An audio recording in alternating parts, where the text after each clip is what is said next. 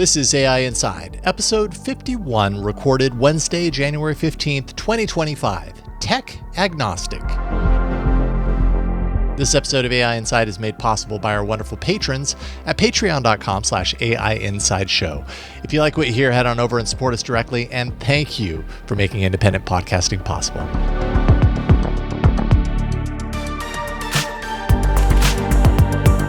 What's happening, everybody? Welcome to another episode of AI Inside, the show where we take a look at the AI that is layered throughout so much of the world of technology.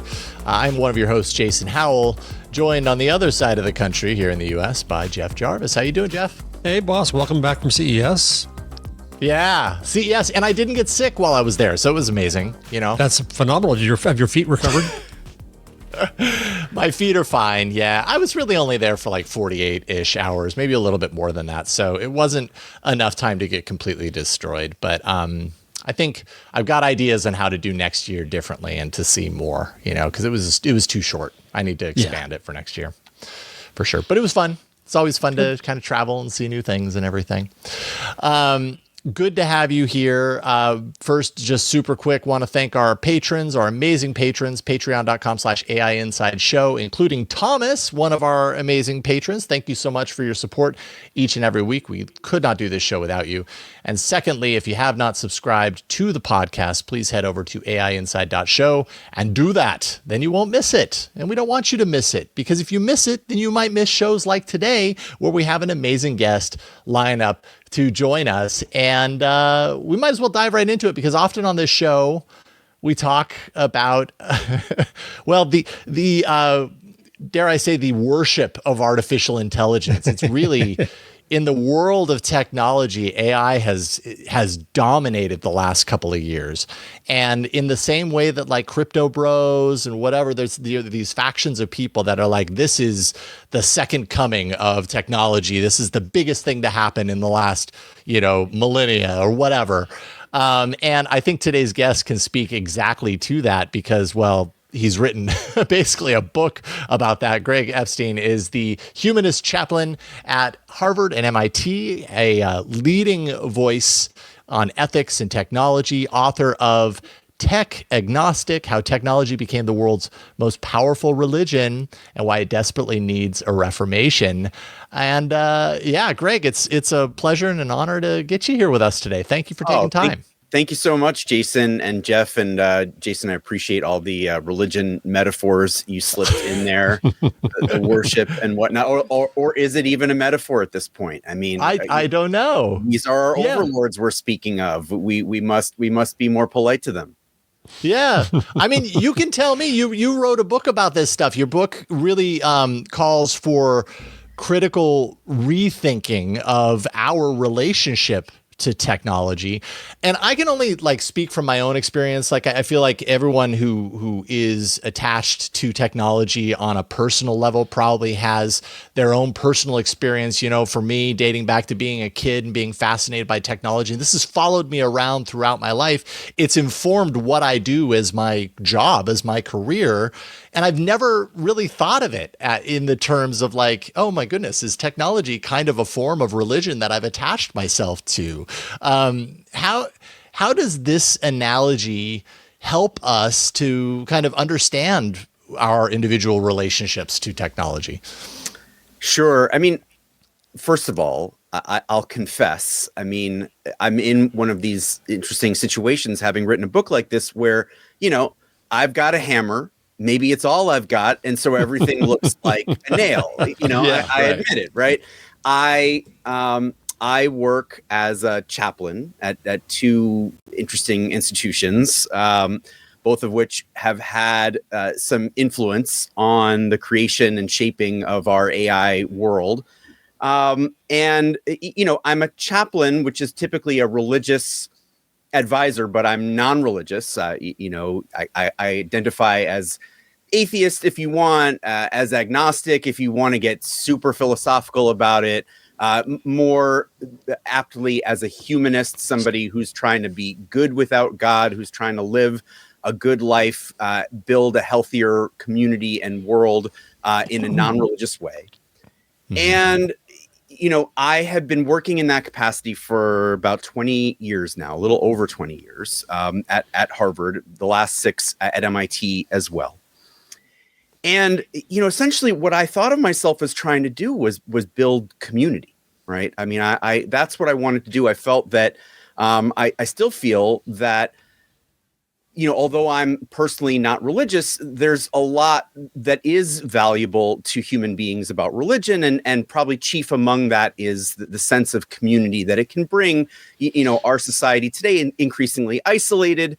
I really want people to feel more deeply and meaningfully connected to one another, right? So I set out to view technology as what I thought of as, I set out to view religion as what I was taught to see as the world's most powerful social technology. That's the kind of conversation that I would have had at Harvard Divinity School, where I studied, or many other places.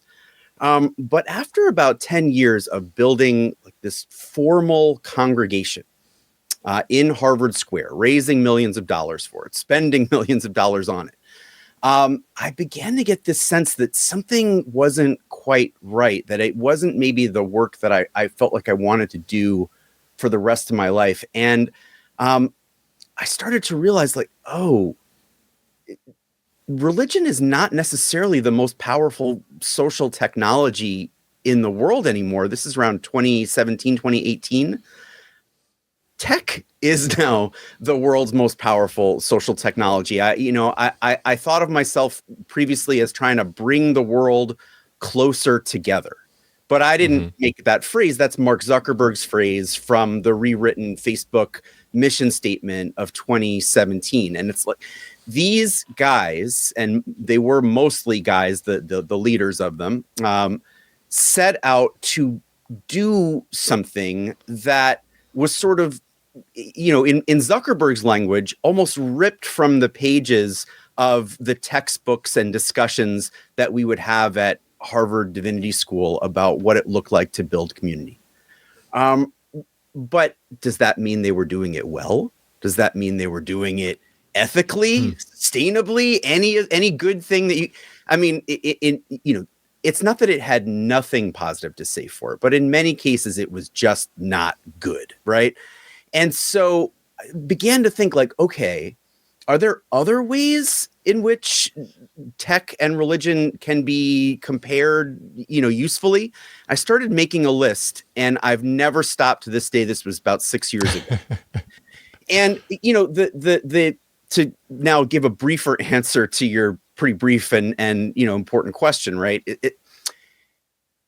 If billions of people had begun to devote themselves in the way that we have to tech and AI in the last few years, as fervently, as thoroughly as we have to this new phenomenon of tech, and believing in some of the really strange ideas that tech and AI are associated with, that I think we'll get into a little bit in this conversation.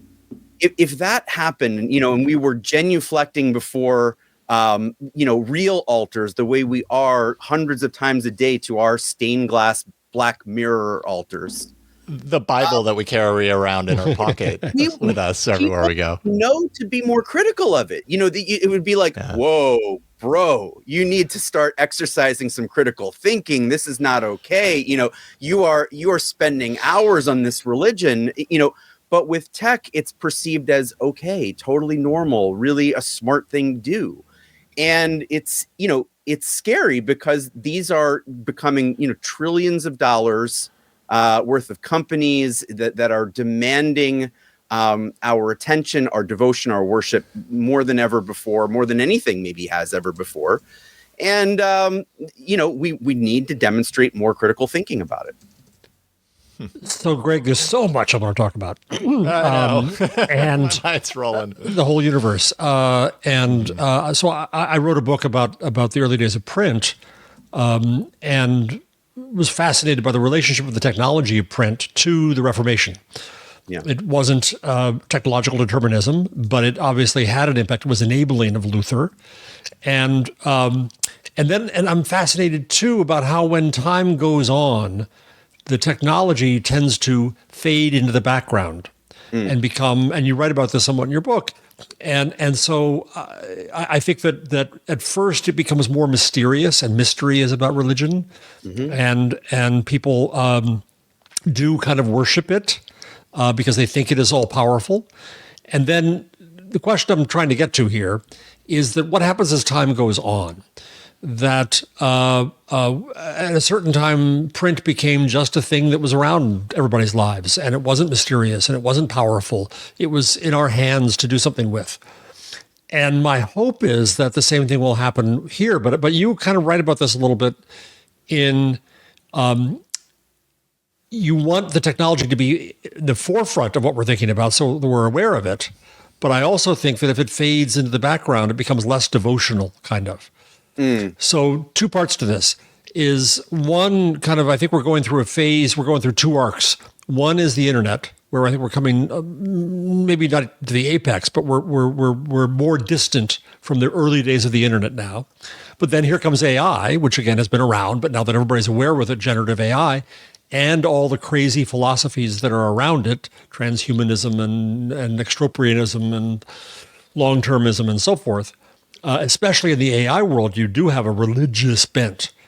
And so I'm wondering about that. What's the sequence you see here in terms of technology seeming all powerful and mysterious and religious, or familiar?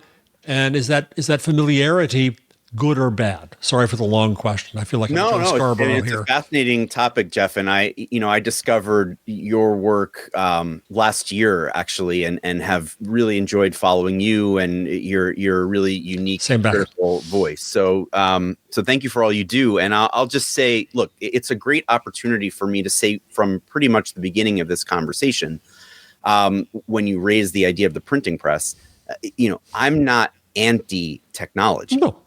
Right. Just like I'm not anti-religious. Right. So it's how do we use it? How do we, what's our relationship to it? Like I'm an atheist who is, very much willing to work with religious people when they're doing good things, when they're believing in worthwhile things that, I might disagree with the theology, but I appreciate the centeredness on human justice and on human compassion that you find in a lot of religion. And, similarly in the world of tech and what I would call the tech religion, there's a lot of good that various forms of technology have done since the very beginning. I trace in the book technology, what is technology, all the way back to midwifery. The idea that as the human brain developed, got bigger than the primate brain, groups of women had to come together and help each other to deliver babies.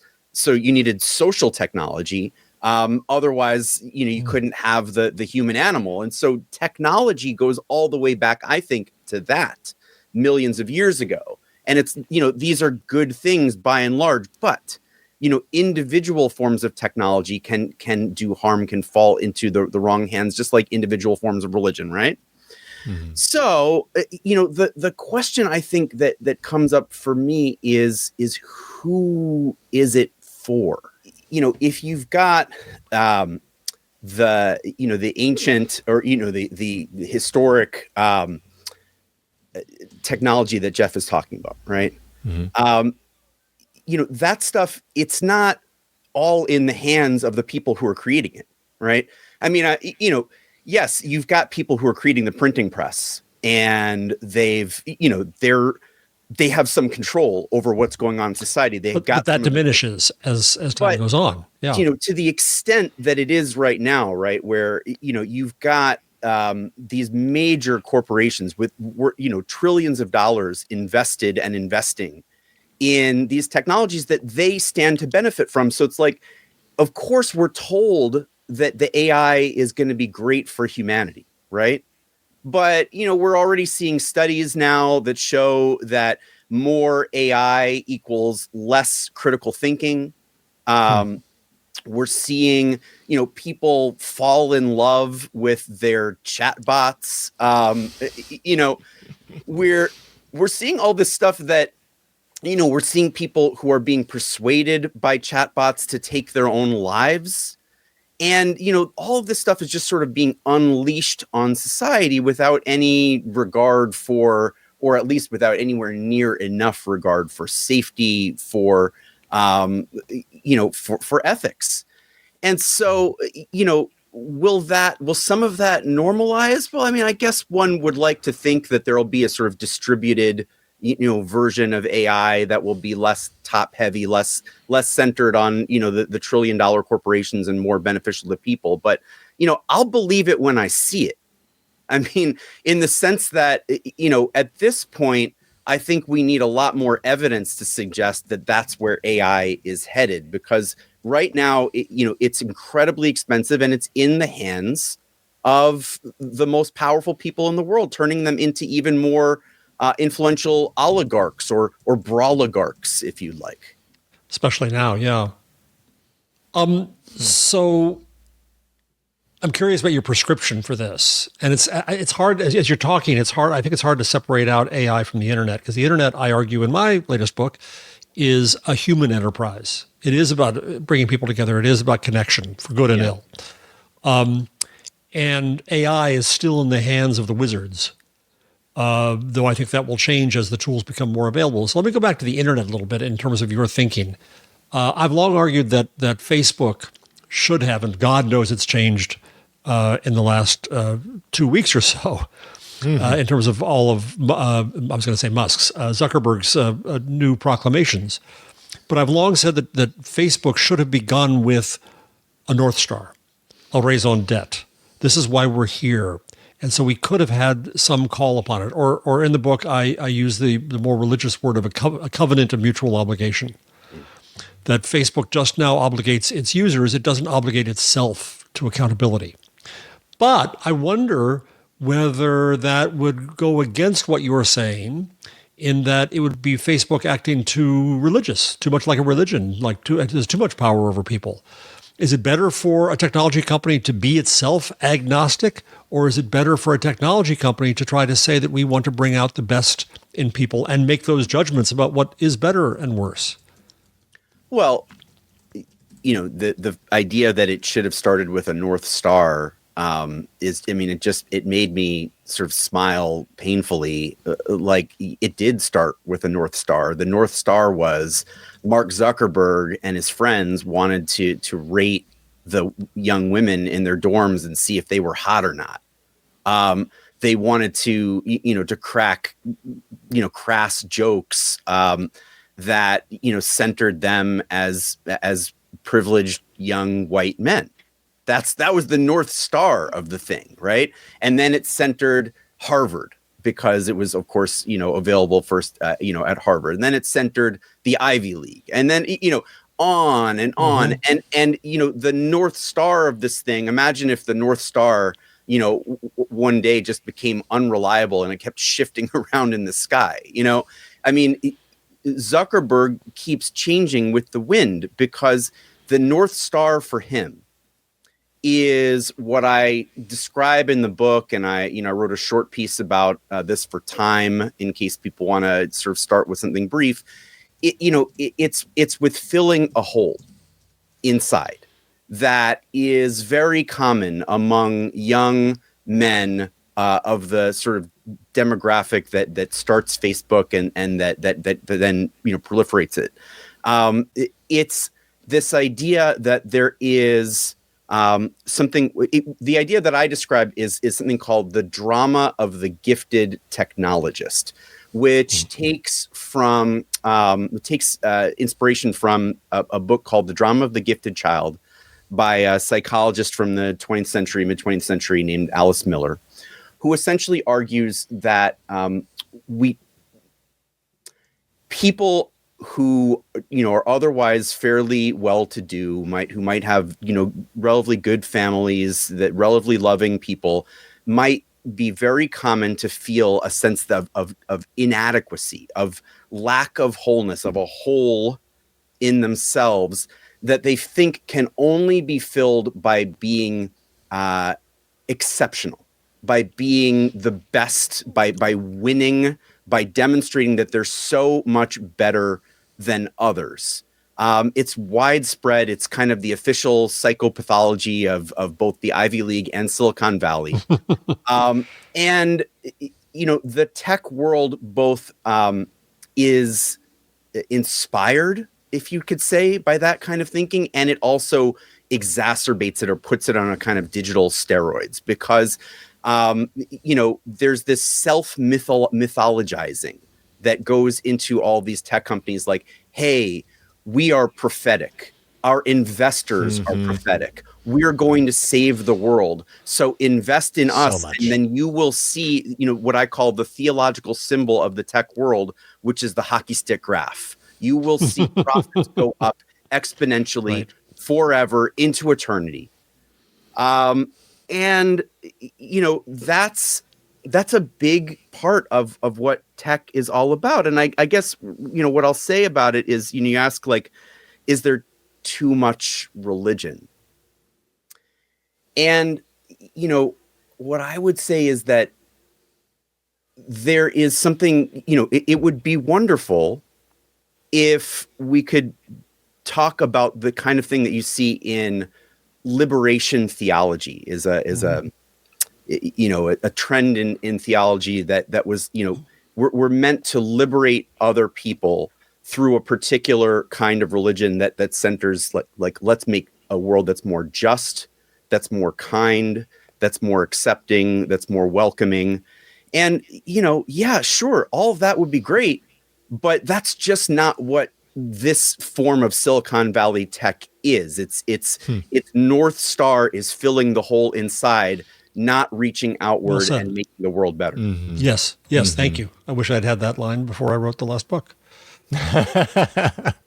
Slide that right in there. So then something that kind of came up to me as I've been kind of hearing this conversation around the different ages. Like obviously right now, we're heavily in, what do you want to call it, the internet age or the information age? I'm not really quite sure, or if we've moved beyond that to something else. There was the industrial age, Anthropocene now, right? Like we're at the dawn. Some people would say of the post-human era. I think that's really scary and overblown at the same time, but certainly that is what I think certain people would tell you that they're trying to usher in.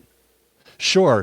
Okay, so then given this moment that we are seemingly in, and knowing that we have history to pull from with all of these other ages, like I guess where my mind is at right now is there really does seem to be a lot of energy around this kind of deep devotion to the power and the promise of artificial intelligence for whatever the reason is, be it profit, be it, true dedication and belief in what the technology can do for humanity and all these things. If we look back in previous ages, is there a similar correlation to draw between the technologies of the time and the reaction to them, and what lessons can we learn from a historical perspective to apply to where we're at right now? Or is this moment just so much different because the technology is so much more advanced that it makes the scenario different and hard to compare? So this is why I actually really did feel that the premise of this book, that technology has almost literally become the world's most powerful religion today, it was going to be useful. Because, you can look back at the history of different technologies and say, well, how do we compare the emergence of this technology to those? But there's never really been a technology that self-mythologizes quite the way this one does. Along with its seeming ability to perform miracles, right? I mean, that's how it's been marketed. There have been a number of scholarly papers that have shown, how it really is being presented to us as literal magic. And, when Sam Altman got on the stage, for example, at Harvard's Memorial Church on the bima, as my Jewish brethren would say, or the altar, and literally pointed out underneath a golden cross that his technology was miraculous, right? That it really is being presented in this special way. And so I thought, well, there are some precedents in the world of tech, but where I'm seeing enormous precedent for the kinds of technologies that are emerging today is in the history of religion, where, when you have these new, incredibly powerful new traditions emerge, new ideas and symbols and rites emerge, it can completely change, reorient, redefine our sense of what it is to be human, right? I mean, whether or not, think of it this way, I guess. Everybody has a sense of what it is to disbelieve in religion, because, you may be deeply faithful in your religion, you may not, but you have a sense, if you're a thinking person, that there's all sorts of major religions in the world.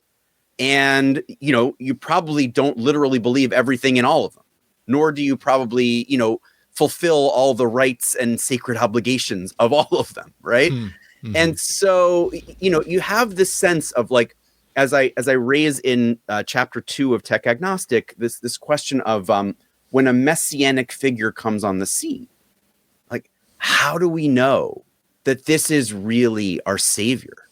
How do we know that this new thing, this new person, this new endeavor is really going to be as good for us as it purports to be, right? Like Sam Altman, again, an example, can tweet out, as he once did, "Abundance is our birthright," right? Sort of echoing Genesis and be fruitful and multiply. And, ChatGPT and OpenAI really are making Sam Altman's life quite abundant. I mean, he's not wrong, right? I'm sure there is a lot of abundance going on in Sam's life right now. I mean, for sure there is. Bill Gates, Mark Zuckerberg, these guys have a lot of abundance going on. No lie, right? The question is it going to lead to that same kind of wonderful abundance for us? And the best comparison that I can make, perhaps, or at least in short, is, at the beginning of chapter 2, I talk about this guy named Shabtai Tzvi, who was the most important messianic figure, false messianic figure in history. And, the question is, like, how do we know that Messiah is real, is worth believing in? Mm-hmm. Interesting. It goes to a next step now with. Oh, sorry, Jason. No, go for it. Go. My computer is very delayed, so I apologize. Right, there's golden calves and graven images here around technology, but what gets most these days is this idea of humans creating the superhuman. Artificial general intelligence, superintelligence, and the eugenicist roots of all of that. Yep. It seems like is this a unique time, or is this a human trend that humans think they can outdo even themselves and become, pardon me, godlike in the creations of what they make? Yeah, I mean, that's literally what we're talking about, right? When we're having conversations about AI,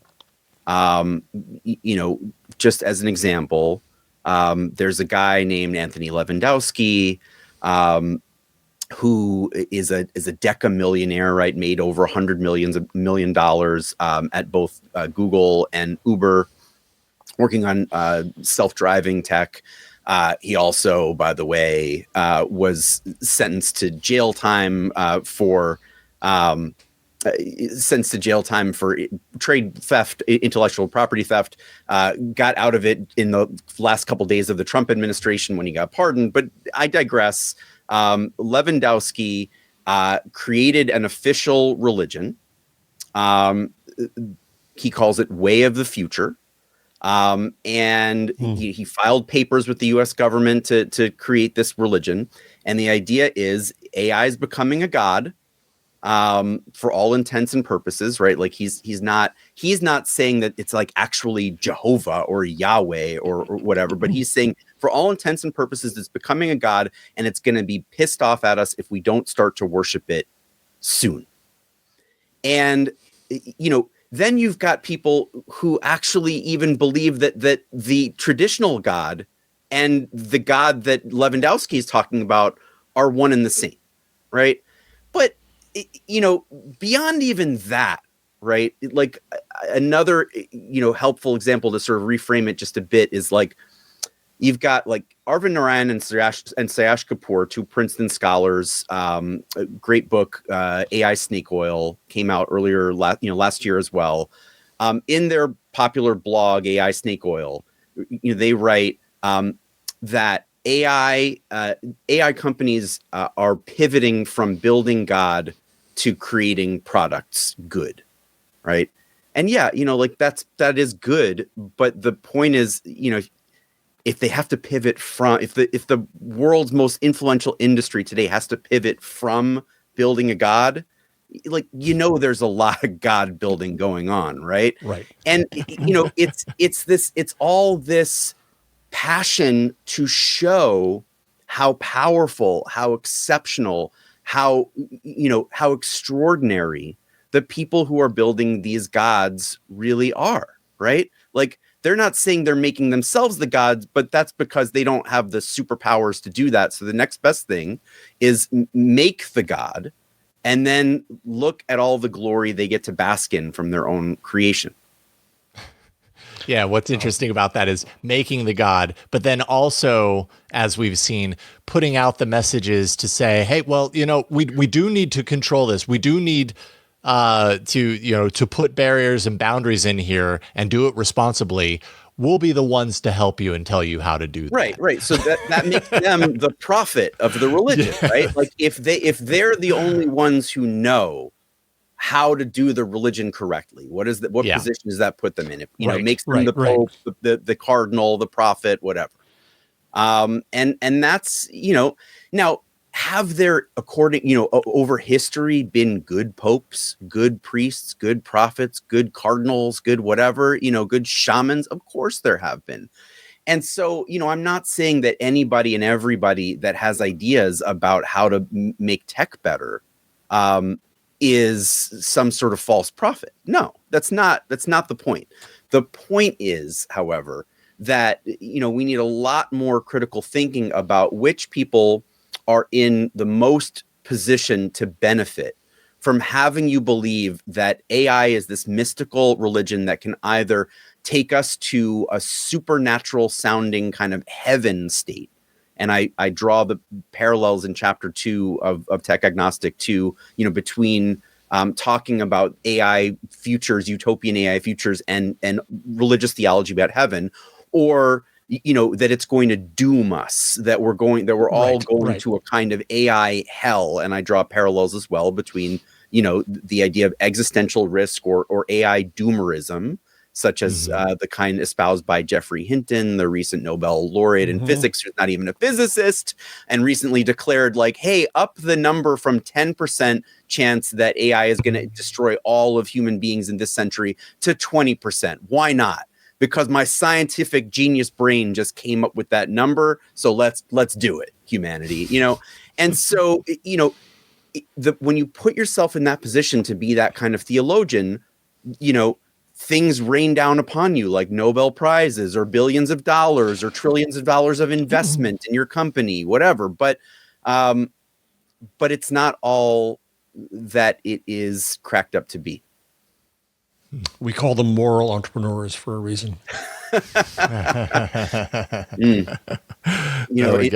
right. The product that they're building is their own form of morality. Yeah, indeed. Greg, as we said before the show, I knew that our time would roll fast because we always have so much to talk about on this topic. And I'm so happy that we were able to get you for a little bit of time to talk about the topics from your book. That is Tech Agnostic, How Technology Became the World's Most Powerful Religion and Why It Desperately Needs a Reformation. Folks can go out and get it right now, published just a couple of months ago. So congratulations. Glad we finally got you on. Thank you, Greg. Yeah, Oh, my indeed. pleasure. Thanks for having me. Yeah, Hope we continue it's the conversation. Yeah. More opportunities in the future to continue the conversation. You might sure. see something about this in the news next week. So if you do, just let me know. Okay. All right. Sounds good. Thank you again, Greg. We appreciate your time and wish you all the best going forward. All right. Thank you again. Bye. All right. We'll talk to you soon. All right. Fantastic. Thank you for the suggestion, Jeff. You were the one that reached out and said, hey, be a good idea to look into Greg. And I'm really happy that we were able to get him on to talk about this. Really ties in very, very well with a lot of what we've been talking about. We're going to take a super quick break. And then when we come back, we do have some news to talk about. I'm sure some of this news interweaves with the information that we were just talking about before. So hold on tight. We'll be back in a second. All right. This is the last full week of the Biden administration here in the U.S. And it seems like very suddenly Biden's throwing a bunch of basketballs at the hoop to say, okay, I gotta get some movement here on my own kind of plan around artificial intelligence. So there were a couple of things that's happened. The administration introduced a rule that would restrict the export of GPUs to China and other nations that they have deemed to be adversarial. It's a 3-tier system. And so kind of in the first tier is 18 allied nations, unrestricted access to GPUs for those, Australia, UK, Japan, and more. The second tier covers most other countries, limited GPU exports without a license, caps on high-end GPU shipments. And then the third tier is the tier that you probably don't want to fall into. And it is, your China, Russia, Iran, North Korea. And and the reason you don't want to follow into it isn't because you're one of them, one of those countries, but because it requires licenses for GPU exports, which would generally be denied. So this is like, these are the, if you follow that third tier, probably not going to be any export action between US and those countries when it comes to artificial intelligence. And of course, all of this is being done in the race of AI and to make sure that we, the United States, stay supreme or raise our chances of being the winners in the AI race. Yeah, it's interesting to see that on the one hand, I think Biden is trying to strengthen the AI industry, the burgeoning AI industry in the country, but also by trying to hold it into the U.S. NVIDIA's stock went down as a result because their export market for chips might be restricted. It tries to hold on in a way that America got so accused of in the internet itself that we were said that we were running the internet and we were letting anybody else in, which I don't think was the case, but I get the jealousy, let's say. So it's interesting. It's a yin yang here. I'm gonna create more things for energy and domestic chip building and data centers and all that, but I'm going to try to limit it to the U.S. and not acknowledge the global nature, I think, of AI. And it's this threat idea, Jason, too, that hit the whole TikTok story, that China is a threat on TikTok. And I'm really nervous about TikTok going away myself. I'm no fan of China and authoritarian regimes, but I think we have to deal with the rest of the world. So I don't know if it's possible to control it to this extent that people want to control it. Yeah. You mentioned NVIDIA not being happy. They put out a pretty sharply worded statement. It wasn't just that like we don't approve. They had some words to share on that for sure. Rather than mitigate any threat, the new Biden rules would only weaken Americans' global competitiveness, undermining the innovation that has kept the U.S. ahead. And that's some of the nicer things that NVIDIA had to say as far as that's concerned. But it's interesting. And then, so by the way, this is not like law that's going into effect. This is open for public comment, 120 days, which is kind of interesting, putting this in at the very last part of your presidency. And then we've got the new administration, the Trump administration, stepping in next week. And undoubtedly, my hunch is that anything that has the kind of the taint of the previous administration in it, no, out with that, because I'm going to come up with my own thing. So I just feel like this is probably dead in the water, to be honest, but I could be completely wrong. It's also interesting, though, to see this is where the Musk versus Altman versus Microsoft versus Google. It's hard to see where the Trump administration is going to go with the technology companies, particularly because Musk has his own view and he's obviously close to the throne. He's fighting with OpenAI. I don't know what his relationship is with NVIDIA. He's not necessarily friendly, I think, to either Microsoft or Google or Amazon. So is the Trump administration going to benefit all technology or just some players' technology? Right. Mm-hmm. It's too early to tell. That's a real big question. Yeah, I think along these lines, we'll start to learn that pretty quickly. I have to imagine that'll be, and it could change frequently too. Well, yes, that much we know as well. You just never know if you're on solid ground or not. Another executive order issued by the Biden administration is to accelerate the development of infrastructure for AI in the United States. And this is all about building large-scale data centers, using clean energy in the facilities to support AI operations, although notably doesn't address water consumption, which data centers are very thirsty. And so that would certainly be part of this. So my understanding is it doesn't really address that aspect of it. So that's got some people worried. But it really, again, goes back to fortifying national security, reducing the reliance on those foreign AI tools, and all with clean energy. So it's a win-win-win. Yeah, I think you're really right, Jason. I think we might solve, at least at that level, the clean energy issue in some time in the future. I hope we do. But water is another issue. And with climate change, who knows what's going to happen there? Yeah, indeed. The locales are going to, watch what happens in California right now. Oh, geez. The localness of the water supply is critical. Oh, very critical. Yeah, absolutely. I've certainly, had some very, very close experiences with water and the lack thereof here in the state of California. And just one day prior to all of this executive order business, OpenAI had released an economic blueprint, in quotes, outlining its vision for AI regulation and development in collaboration with the U.S. government. So it's kind of like, I had this as its own separate story, and I was like, well, wait a minute, this came a day before the executive order. It feels like they're very intrinsically kind of connected in some ways, even if they weren't named to be. But, OpenAI calling for the need for significant federal investment for infrastructure, chips, energy, talent, that sort of stuff.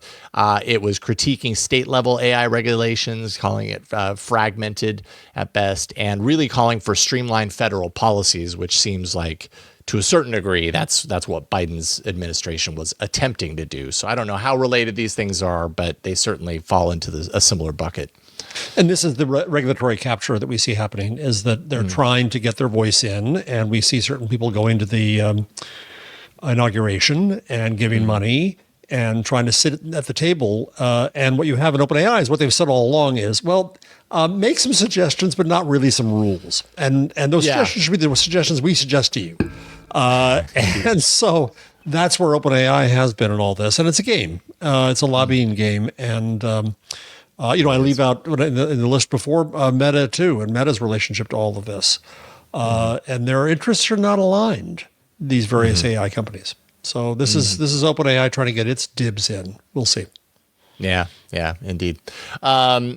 We have a couple of stories here that have to do with copyright. And this first one, New York Times, other publishers taking OpenAI and Microsoft to court this week, accusing them of, yes, of course, copyright infringement, training on their data with no compensation, and trying to get some final movement on this. OpenAI stressed this is not document retrieval. New York Times, of course, says that OpenAI used their data for training.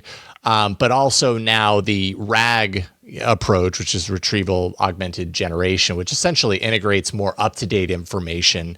And New York Times is claiming that, if you've trained on our data and you're pulling in up-to-date information, there's no reason for anyone to ever go to our the things that we write, because it's all available in OpenAI. And I think New York Times had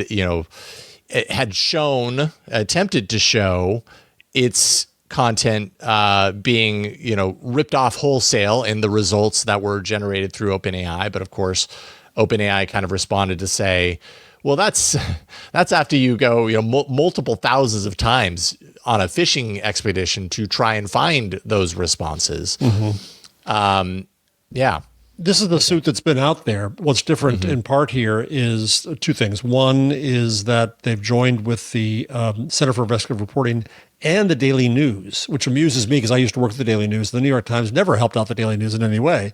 And so they're trying to join together. And as the NPR story points out, there's now two camps. There's those who are suing New York Times, Daily News, and others and authors, and those who are making deals and getting bags of money and not suing. And we see there it goes. So meanwhile, of course, Microsoft and AI have told the court as well that they want to drop the suits, that this is a matter of copyright fair use and transformative, and the arguments we've heard. So these are just steps in the court play, and I don't think we have any signals yet to see where this is going to land.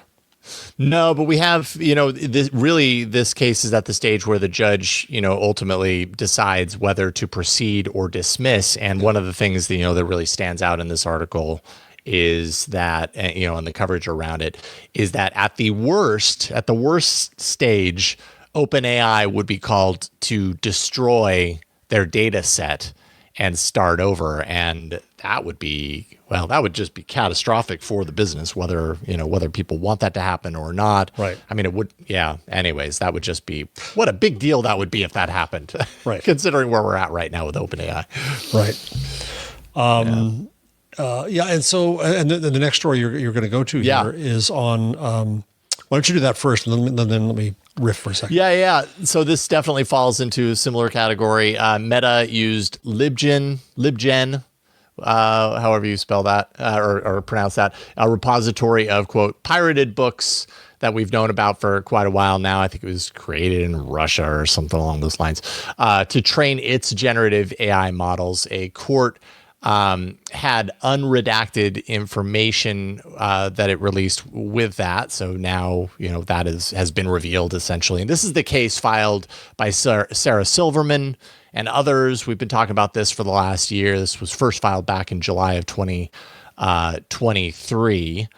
And yeah, so this is more just like a confirmation that, like, okay, now we know Meta was using this pirated data set, or this pirated books data set for the training of its model.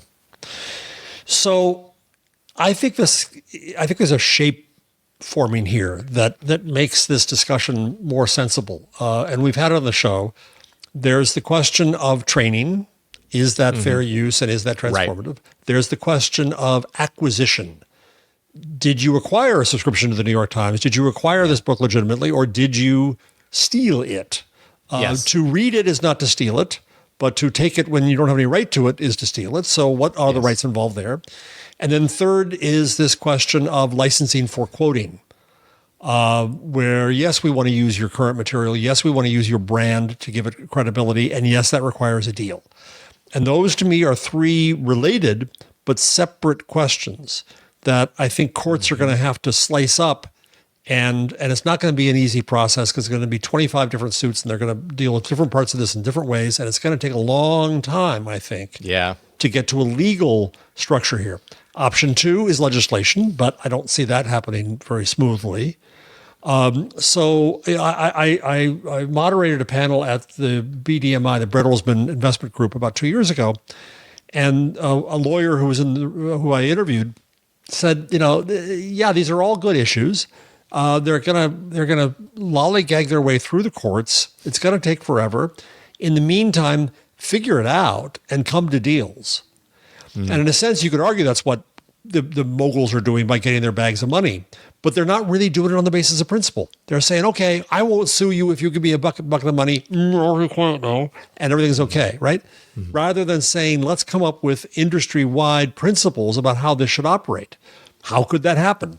I think it has to happen at a higher level of industry associations.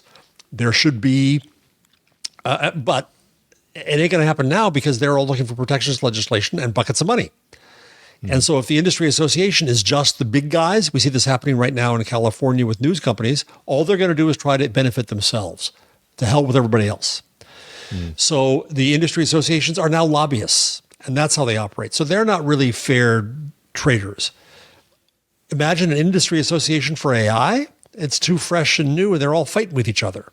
Yeah. So they're not going to come up to any sensible structure here on their own because they're all fighting around. So what it means is there's vast uncertainty in this new industry. Mm-hmm. And if you're going to invest, if you're going to invest in OpenAI, you're right, Jason. The fact that there is a chance, maybe minuscule, but a chance that they have to erase all the work they've done and start over with a very much limited set of training data, that's a risk you've got to now disclose in investment documents. So uncertainty is not good in this field, but I don't see an easy path out of it. End of No, definitely. Definitely not. And I think what came up for me around this, I think it's great that you broke out those different kind of branches. One of those branches, just to touch back on that, is, is it legal or within their rights to obtain this information to begin with? And when we're talking about this data set, and I put in quotes, I think the title of the Wired story is Notorious Piracy Database. So that would indicate that there are a number of books in this database that I imagine all of the books are a part of that, and they are not cleared. There are no rights to get that. Is essentially it would be illegal to download that repository. Is that right? Is that how law works around this sort of thing? Like I think about people who go on a torrent site and download a copyrighted movie. Is the act itself of downloading this thing that you definitely do not have the copyright for or the right to download, is that act illegal? And if so, does that mean that Meta is then has performed an illegal action by obtaining access to this database of pirated content? This goes back to the tragic case of Aaron Swartz, who downloaded a bunch of JSTOR at MIT and then was brought on very serious charges as a result. And what he was trying to do was liberate academic research for an enlightened society.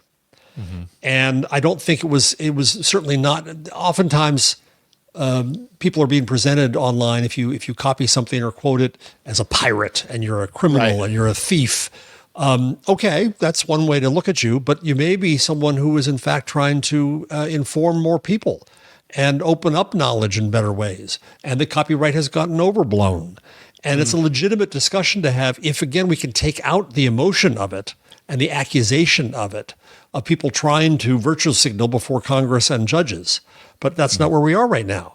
So Aaron Swartz was a huge loss to the world, a brilliant young man who killed himself in 2013 because of exactly this fight. Interesting.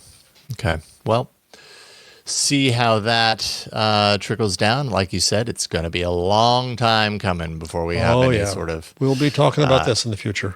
Yeah, but it's going to be massive. Once we finally, once the wheels are off, right? Like once we finally get to that court case or whatever the case may be, where it's like, all right, now we've got established law. This is fair use or this is not fair use or whatever. There's going to be massive change, regardless of which direction that goes. It's going to be really interesting. And then Amazon has been working on bringing big change to its Alexa. I don't want to say it, fully and fire off people's devices because it turns out a lot of people have those devices. Whether they're still using them, I wonder. But things have been slowed down for Amazon due to a number of challenges: response accuracy, speed, reliability, hallucinations, which Amazon says must be reduced to nearly zero. Good luck with that. And the response times need to be practical. All is to say that Amazon, I think what's interesting to me here is that Amazon was one of those players that was there in the early days of the voice interaction thing, which feels kind of like a major moment for where we're at right now with artificial intelligence and interacting with chatbots and, using our voice to communicate with them and all that stuff. And seems like a really prime example of a company that was there. You kind of expected that if you're there, you're that first mover advantage, that you're going to be riding the wave, the head of the kind of pack along the way. And Amazon has really kind of drifted out of the lead and now needs to play catch up. So yeah, it's interesting. You can be too soon to this world. My friend Bill Gross at Idea Lab, who has founded more than 150 companies, he has I think a TED Talk out there, which is very good, about how he studied success versus failure in companies. And Bill has had successes galore. He's also had failures. He did Pets.com. And his conclusion in the end was that it was almost all timing. Yep. And so in a sense, Madame A was too soon with too little. It wasn't able to do what you would expect it to do. And now that brand association is just set in. And I don't know if there's any fixing Madame A. Similarly, we talked about all the time, Google was way ahead on AI, but it wasn't there as loudly when ChatGPT came out, and it's being seen as behind, when in fact, I don't think it really is. So yeah, timing is, if not everything, a lot. Yeah, timing definitely plays a big role. Yeah, Google being there early with Google Glass. And then, it's like, oh, okay, they're doing this thing. The world wasn't quite ready for it. And, and I'm not saying like suddenly we're seeing, connected glasses everywhere, but we're certainly a lot more open to the capabilities and the technology now than we were 10 years ago. Did you see a bunch at CES? I had hoped to see more. I guess we did we talk much about CES? Because I know I got back and we got right into the interview. No, I had hoped to see more. And this is where I realize I planned as best I could for 48 hours and I scheduled a lot and it didn't leave room for discovery. Right. And so I only had the time to go between places and meet with the people that I had already set up with. And I'm happy I did. I saw some, really neat things and everything, but there's a whole list of stuff that I just wasn't able to see because I didn't have the time in my schedule. And so next year I'm going to do it a lot differently. But I know that there was a lot. But you know what? I was watching a fellow creator, Lon Seidman's video where he was taking a look at his coverage of CES a decade ago, which was his first year going. And he showed off some AI connected, Android glasses from that time. That was a really big hit at the show. And of course, probably months later, it fizzled away and died completely. But this whole like AI glass, or rather just connected glasses, let's say, theme is around year after year after year at CES. Yeah. And it has yet to really catch on. So who knows if we're even at the point where it catches on, but they've definitely further in development, and there were a lot there. So going to take a quick break, and then we got a few stories to round things out. I'm excited to talk about some of these stories here after the break.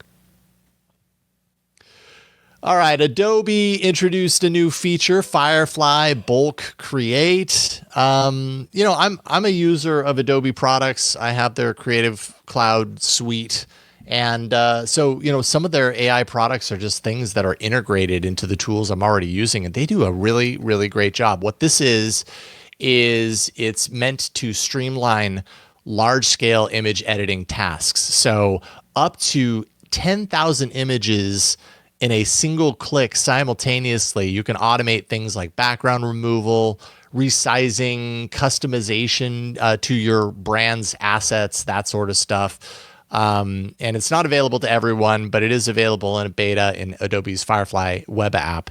And I don't know, that sounds pretty handy and helpful to me, because those tasks do take time to open up an image and do it all manually and everything. Just fire off a batch, and even if like 90% of them work and 10% don't, that still saved you an insane amount of time. Yeah, I looked at this as an individual consumer thinking, why would anyone want this or need this? But then you see immediately the image. If you run a catalog and you want to change your official color of your brand, boom, boom, you can do it fairly easily, or change other factors in your visual grammar for a company or for a site. So yeah, I guess it could be useful. It's also just impressively powerful. Yeah, totally. Yeah, and Adobe does a great job of integrating, even if these are on a top tier, a version of this probably, if it doesn't already exist, coming to Photoshop. I have to imagine at some point, maybe it won't be as powerful as this, but I'd love to be able to do some batch processing. I am constantly removing, foreground from background, and I'm not doing it as manually as I used to, but it's still a process, and maybe it always will be a process. It's just a different process, with AI. It's not like you save time, you just do it differently. But anyways, I think that's pretty neat. Word of the day, Slopaggedon. I hadn't heard that word before. No, I think it's brand new. Futurism has an article showing that a Google image search for "does corn get digested" shows just a ton of AI generated slop imagery. Slop imagery, of course, the kind of the word that's meant to have a little bit of bite to it associated with any image that was created by AI. It's just automatically slop. It's gross. You don't need that. But in this case, these images that are coming up in Google search for this particular question, the text is all AI weird and kind of there, but not entirely. The anatomy is incorrect. The information is just inaccurate. And ultimately, the article makes the point that when you've got this slop so pervasive in a place like Google image search, it makes it even more difficult to find the reliable information. That much is true, for sure. So my friend Matthew Kirschenbaum, who's professor at the University of Maryland, wrote a wonderful essay about what he called the textpocalypse. That's right. As AI feeds on itself, it becomes gray goo. So that's the text version of this story, and this is the visual image of that story. And both are ruining the web. And so I think that I've said this before on the show. I say it on Twig as well.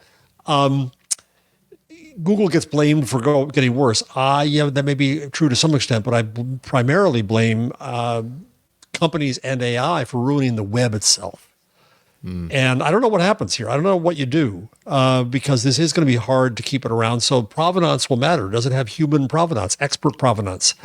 Maybe this is pushing us over an edge where we have to invent the institutions that matter. Pardon me for the plug here, but in the Gutenberg parenthesis, I talk about the first call for censorship in 1470 when Niccolo Perotti was offended by a translation of Pliny and told the Pope, "You got to do something. You got to appoint a censor." And he wasn't really asking for censorship. He was anticipating the creation of the institutions of editing and publishing that would assure provenance and authority and credibility and artistry to an extent in publishing for half a millennium to come. So we're going to have to invent some stuff to sift through this crap and avoid this crap and find the good stuff. And that's going to become all the harder. I've long argued in the social world, we'll end up in the net with more good stuff. You'll end up with more chaff, but also more wheat in it. As I think about it right now, in the AI world, that's not necessarily the case at all. You just end up with a tremendous amount of chaff that you never could have imagined before and no way to cull through it. Yeah. So this could ruin our web. Yeah, and it's so vast right now, or vast is the wrong word, but there's so much of it happening right now, being generated, being published, being distributed online ahead of what you're talking about.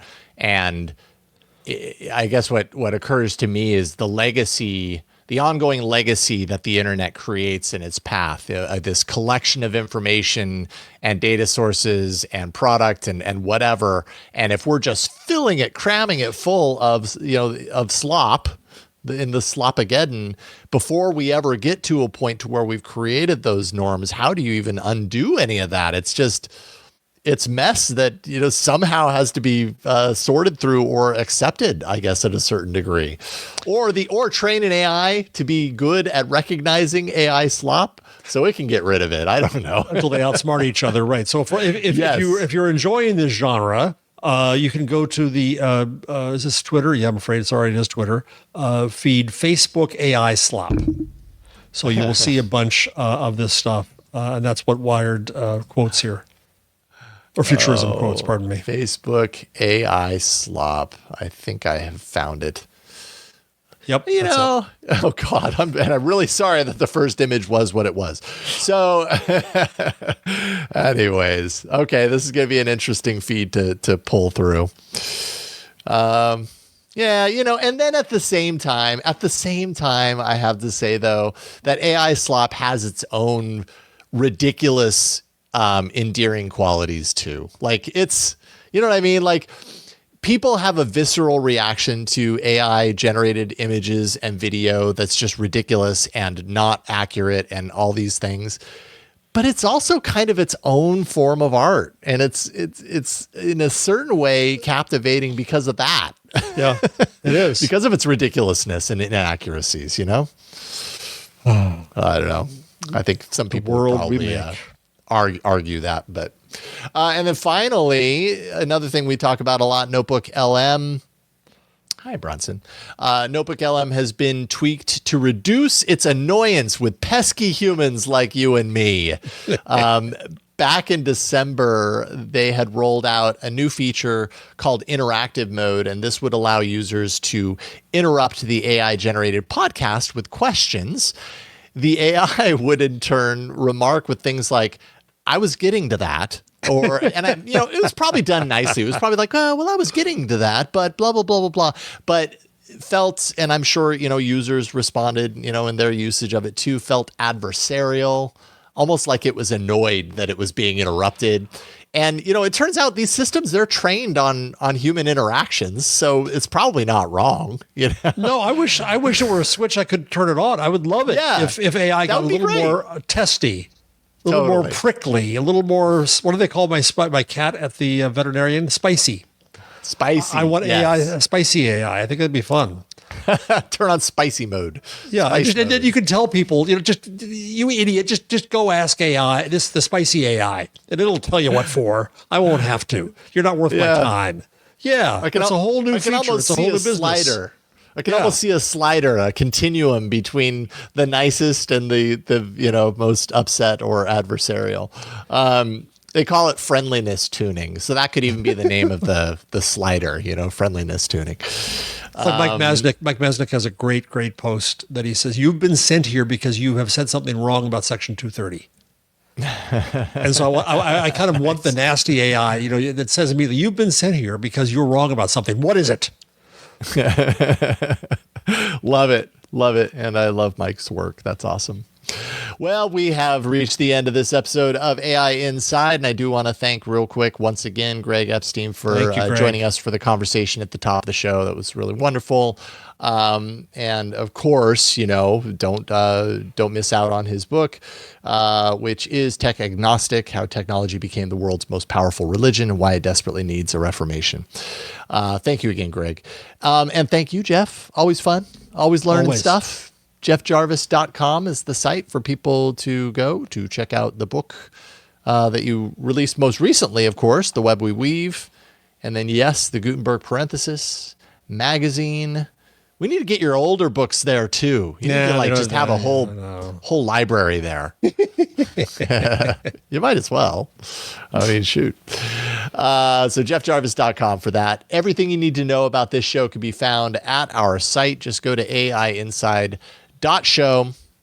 You can find subscribe links for whatever podcatcher you're using. You can find an embedded play kind of interface. You can find all of our episodes, audio and video. So looking at last week's episode, you've got your audio, or you can scroll down and you've got the video from the YouTube channel, and it's all there. So, but ultimately just, use the controls on the site to subscribe in your podcatcher that you use regularly, and you won't miss it. And then finally, if you really, really love this show, you can leave us a review on Apple Podcasts. And then if you are a really, really, really big fan of this show, then you can go to patreon.com/AI Inside Show, and you can support the show directly. We've got ad-free shows, Discord community, Hangouts.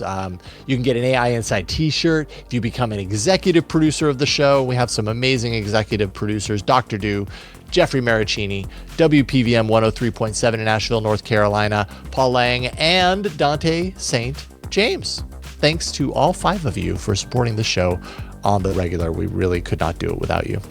And thanks to all of you for watching and for listening each and every week. We will be back next week with another episode of AI Inside. Take care, everybody. We'll see you next time. Thank you, Luigi. Oh, did we have a comment? We have a super Lou, chat. Just saw. thank you for the super chat. That's amazing. Appreciate that. Thank you, Lou.